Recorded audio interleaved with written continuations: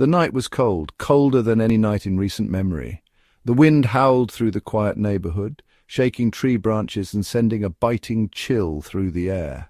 Inside his cozy home, Jacob was nestled under a warm blanket, sipping on a steaming cup of cocoa. The fire crackled in the hearth, casting a soft glow around the living room.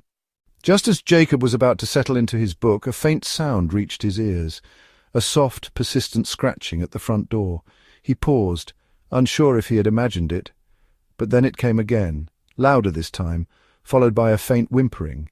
Curiosity piqued, Jacob set down his cup and walked to the door. As he opened it, a gust of icy wind blew in, sending shivers down his spine.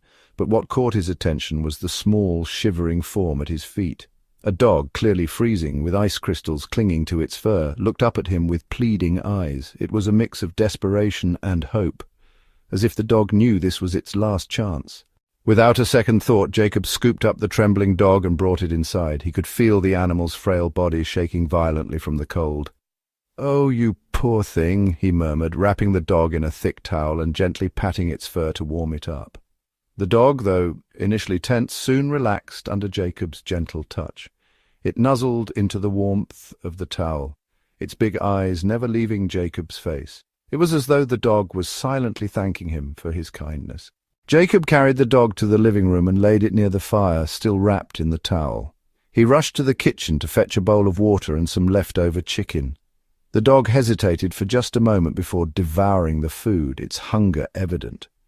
As the dog ate, Jacob took a closer look. It was thin, its ribs visible under its dirty, matted fur.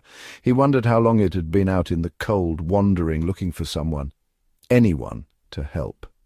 Jacob decided to check for any signs of ownership. There was no collar, no tags, just a small, weathered piece of cloth tied loosely around its neck. It had a name embroidered on it. Buddy. Buddy, Jacob called softly. The dog's ears perked up and it wagged its tail weakly. The name fit perfectly. Throughout the evening, Jacob tended to Buddy, brushing out the tangles in his fur, checking for injuries and ensuring he stayed warm by the fire. The connection between them grew with each passing moment, and Jacob felt an overwhelming sense of responsibility for the little dog who had chosen his door to knock on. That night, as Jacob prepared to sleep, he made a bed for Buddy next to his own. But Buddy had other plans. The moment Jacob lay down, Buddy hopped onto the bed, curling up at his feet. Jacob chuckled and decided not to argue. After all, the little guy had been through enough. The next morning, Jacob posted pictures of Buddy online and visited the local animal shelters, hoping to find his original owner. Days passed, but no one came forward to claim Buddy. In that time, Buddy transformed. With regular meals, warmth and love, his energy returned. His fur grew shinier and his eyes sparkled with happiness. One evening, as Jacob sat on the couch, Buddy jumped up beside him, laying his head on Jacob's lap. Jacob scratched behind his ears and said, "You're home now, Buddy."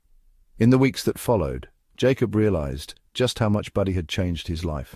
The once lonely nights were now filled with the warmth and companionship of a loyal friend. They went on long walks, played in the park, and even made new friends at the dog park. Buddy, who had once knocked on a door, begging to survive, had found his forever home.